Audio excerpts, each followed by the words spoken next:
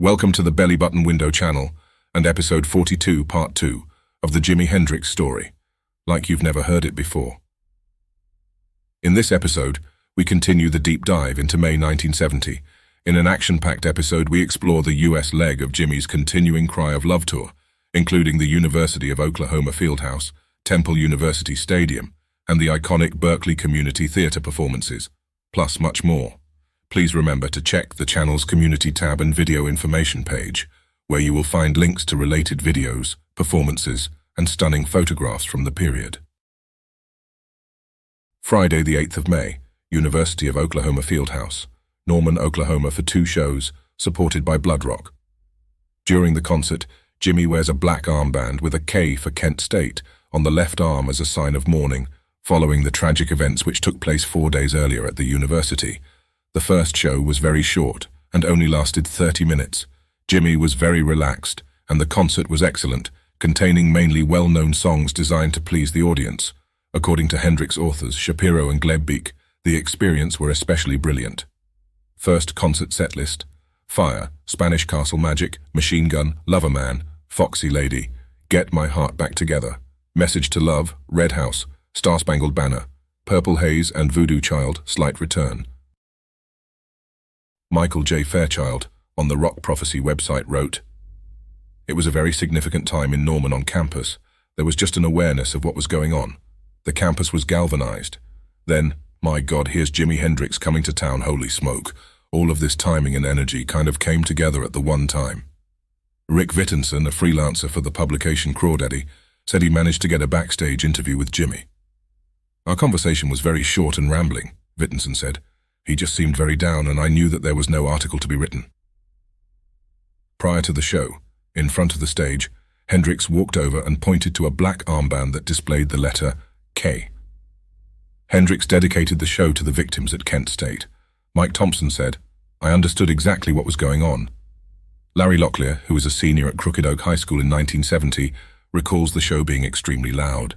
The same adjective could be used to describe Jimi's threads: red and white polka dot necktie as a headband, a sheer black shirt with flowing sleeves, red pants, a psychedelic multicolored vest, and the aforementioned black armband. "I remember seeing those red pants and headband, and I thought, God Almighty," said Locklear. "It was like something from another world." An estimated crowd of 5,500 attended the last set, which started at 10 p.m. The Hendrix show included everyone from cheerleaders to fringe student hippie radicals. Following the final show, Lynn Shirley remembers seeing Hendrix, escorted by a pair of tall, thin, college-aged blondes on either arm, walking toward a limousine parked on the grass. "I could see their silhouettes as they pulled out, and his big hair, and I was thinking, they don't know him. I remember I was a little shocked. It just seemed a little scary to me. People thought Chuck Berry was outrageous, with his little escapades," said Ed Fontaine. "It was nothing. People thought Mick Jagger and the Rolling Stones were bad boys. Nonsense. Hendrix was pure energy, and it just poured out of him. He was like a wildflower just exploding." While the following review appeared in the Oklahoma Daily, Jimi Hendrix and his experience floated into Oklahoma last Friday for 2 concerts in the old Hugh Fieldhouse. It was the first time they've come to Oklahoma, and they quickly made their presence known. Jimi was very relaxed during his first show, not straining himself in any way, but still giving the audience the seductive moves at which Jimi is the best. Between shows, Jimi and the experience relaxed at a local apartment. He prepared himself for his second appearance, a show which proved to be the best in this part of the country in many a month. Hendrix arrived back at the Fieldhouse to be greeted by a crowd of well over its 5,500 capacity. He walked on stage with the air of a little boy ready to do something naughty, which he proceeded to do, singing his first song, Fire, which sparked the audience right off the bat. Jimi and the experience sounded much tighter than they had during the first show. What was impressive about the second show were their jams. Jimi and the experience are one of the very few groups that have mastered this art. It is really a joy to hear Jimi take a single note on his guitar and glide all around it, and then move to a different note, and then relate the entire sound. The sound they laid down is one of the best in rock music. Jimi certainly deserves to be included in the triad of rock guitarists with Clapton and Beck, who are considered to be the best in the business. But he has his own unique style that makes him stand out. The show was highlighted by Jimi's rendition of the Star Spangled Banner, which he does in the Woodstock film. He claims his interpretation shows where America is today. The audience seemed to agree in view of the recent trouble on campus. I feel it is notable that there was not one disturbance of any kind in the course of the shows. It was completely policed by the student peace marshals, and not one uniformed policeman was in sight. Jimmy's last song was supposed to have been Purple Haze, but, to the surprise of his tour manager, he did an encore. According to Jerry Stickles, Jimi never does an encore, so this was a rare exception. Hendrix gave everything he had to the audience, and he seemed very glad to do it. He left, totally exhausted, but pleased with the way the night had gone. One thing for sure, OU got more than it bargained for Friday night. Saturday, the 9th of May, Will Rogers Coliseum, Fort Worth, Texas. Concert set list: Fire, Lover Man, Getting My Heart Back Together Again, Foxy Lady, Room Full of Mirrors, Red House, Freedom, Easy Rider, Machine Gun, The Star-Spangled Banner, Purple Haze, and Voodoo Child, Slight Return. Sunday, the 10th of May, San Antonio Hemisphere Arena, San Antonio, Texas.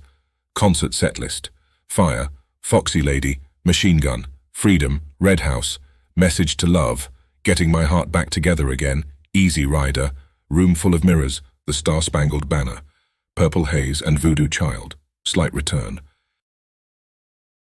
Monday, the 11th of May, at the Village Gate, New York, Jimi Hendrix, along with Noel Redding, participate in a concert in support of the imprisoned counterculture figure, Timothy Leary.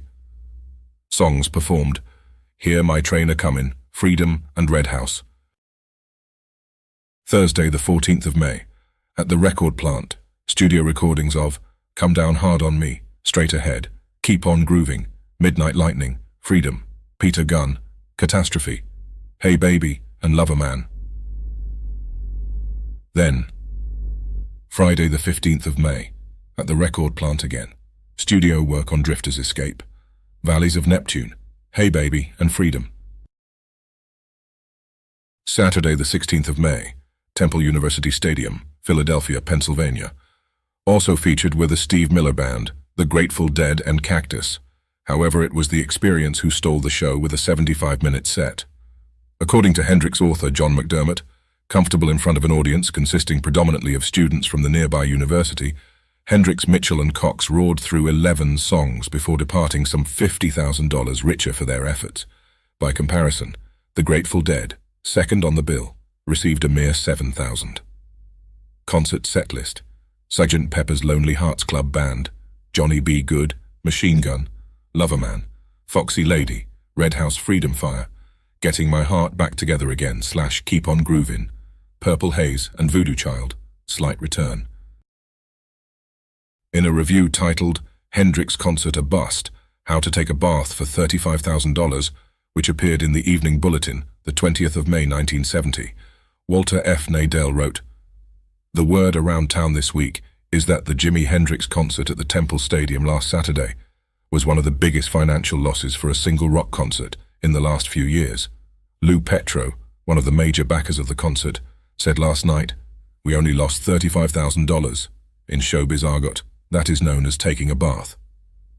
Petro, operator of the 19th Hole Lounge in Glenside, had backed some of the biggest name concerts in the last few years. The Cream, Blind Faith, Tom Jones, each at the Spectrum. Jimi Hendrix is also considered a very big name. When he was last here in 1969, he drew 15,500 out of a possible 17,000 to the Spectrum. Why did he fail this time? It must have been the weather, Petro says. It might also have been the extraordinary prices that Petro, or any other promoter today, has to put up in order to get top names in rock music. The word is that Petro had to guarantee Hendrix $50,000. No, $35,000 was his nut, Petro says. That's $35,000 against 60 to 70% of the gate, whichever is larger. There's no doubt that the percentage of Saturday's gate was not worth thinking about.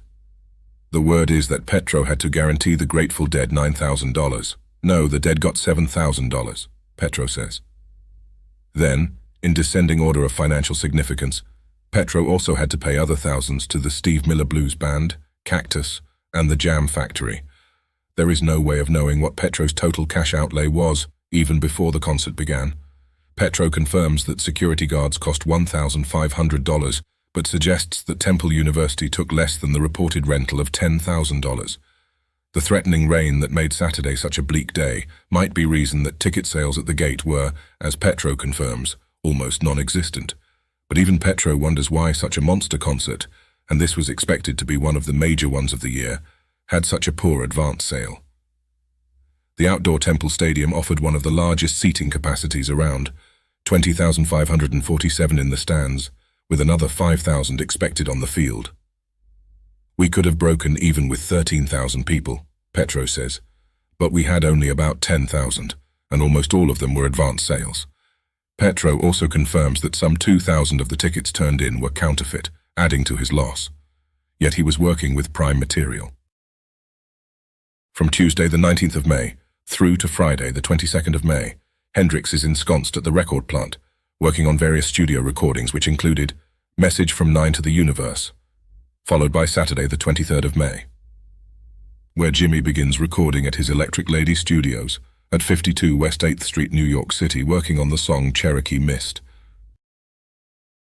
According to Hendrix authors Shapiro and Glebbeek, Hendrix had not fully recovered from his glandular problems before the start of the tour and began to feel sick again, so the next 3 gigs in Cincinnati, St. Louis and Columbus were cancelled. Happily, the fortnight's break must have done him the world of good, because he turned out to play an absolutely sparkling 2-show concert at the Berkeley Community Theater in California, part of which is captured on the Jimi Plays Berkeley video. Shapiro and Glebbeek go on to provide the context of the performance. Berkeley had become synonymous with student protest since the free speech movement came to prominence in December 1964 to expose the contradiction between democracy's rhetoric and the Pentagon's reality. Saturday the 30th of May, Berkeley Community Theater, Berkeley, California, performing 2 shows. According to Shapiro and Glebbeek, demand for tickets had been feverish and many hundreds had been disappointed. Outside the theater on the night, the mood was turning ugly as these unlucky fans milled around without tickets. In true festival fashion, as soon as the doors were open, there was a massive crush to get in for free. Glass doors were broken and fans scaled the walls, looking for a way in. Mingling with fans were demonstrators angered at the $3.50 admission charge to see the recently released Woodstock film. Though, Charles R. Cross points out that, arriving in a stretch limousine with Devon Wilson and Colette Mimram, Jimi saw none of this as he entered through the back door. Because of the cancellations, the band had lost some of the impetus of the tour, so they turned the soundcheck into a proper rehearsal. The whole band seemed to benefit from their enforced layoff, producing an overall sound that can best be described as symphonic. Concert set list for the first show: Fire, Johnny B. Good, Getting My Heart Back Together Again, Foxy Lady, Machine Gun, Freedom, Red House, Message to Love, Easy Rider, The Star-Spangled Banner, Purple Haze, and Voodoo Child, Slight Return. And for the second show, Pass It On, Straight Ahead, Hey Baby, Lover Man, Stone Free, Hey Joe, I Don't Live Today, Machine Gun, Foxy Lady, The Star-Spangled Banner, Purple Haze, and Voodoo Child, Slight Return. According to Charles R. Cross, the first show saw Jimi transform Chuck Berry's classic Johnny B. Good into a quick-tempo rave. In his usual crowd-pleasing pandering, Jimi played part of the solo with his teeth. No theatrics, however, were needed for Hear My Train A Comin', which he introduced as being about a cat running around town and his old lady, she don't want him around. And a whole lot of people from across the tracks are putting him down. And nobody don't want to face up to it, but the cat has something. Only everybody's against him because the cat might be a little bit different. So he goes on the road to be a voodoo child and comes back to be a magic boy. Right now, he's waiting down at the train station, waiting for a train to come in. The introduction was, in essence, a recounting of Jimi's life story. One of Jimi's unique gifts as a guitar player was an ability to play the lead and at the same time answer this with the part usually handled by a secondary rhythm guitarist. By using the wah-wah pedal, the fuzz face effects box, extensive feedback and sustain, he was able to create the illusion of additional guitars where there were none. He could also use his thumb to play echo-like riffs. He displayed all these skills on Hear My Train A Comin', creating a call and response between his own riffs and those put down by Cox and Mitchell. As with all his long improvisations, the version he played that night was unique, and only players with the deep intuitive skill of Cox and Mitchell could have followed him through the winding route of the song, which ended more than 12 minutes after it began. It was the kind of rousing powerhouse anthem that most performers would use to close a show. For Jimi, It was just the third song of a 12-number set. The night's second show was even better. An 11-song set featured two newer numbers, Straight Ahead and Hey Baby, Land of the New Rising Sun, but also included fiery versions of chestnuts like Voodoo Child and Hey Joe. Before Machine Gun, Jimi gave a detailed introduction. I'd like to dedicate this to all the soldiers fighting in Berkeley. You know what soldiers I'm talking about, and to the soldiers fighting in Vietnam, too. Before he played the Star-Spangled Banner, he said, "This is for everybody together, the American anthem the way it really is in the air." He called Voodoo Child our anthem, and dedicated it to the People's Park, and especially the Black Panthers. Nearby, Oakland was the national headquarters for the Panthers, and Jimi's dedication was the strongest public statement he ever made in support of the organization. Carlos Santana saw the Berkeley shows and thought they were artistic achievements on the level of John Coltrane. "Very few people play fast and deep," Santana recalled.